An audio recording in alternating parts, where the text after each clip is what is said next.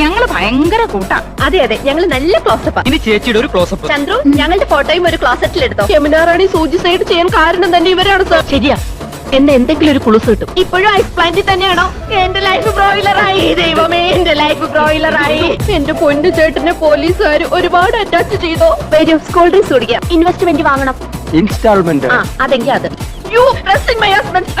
ഒരു റെപ്രസെന്റേറ്റീവ്. ചേട്ടാ സത്യം പറ, എന്നെ ഇപ്പൊ കണ്ട ഒരു പ്രോസ്റ്റിറ്റ്യൂട്ടീവ് ലുക്കില്ലേ? നിന്റെ കവളെന്താ ചുവന്ന് കിടക്കുന്നത്? വല്ലതും തേച്ചോ? ഏയ്, ഞാനൊന്നും തേച്ചില്ല. ജന്മനാ എന്റെ മുഖം അങ്ങനെയാ.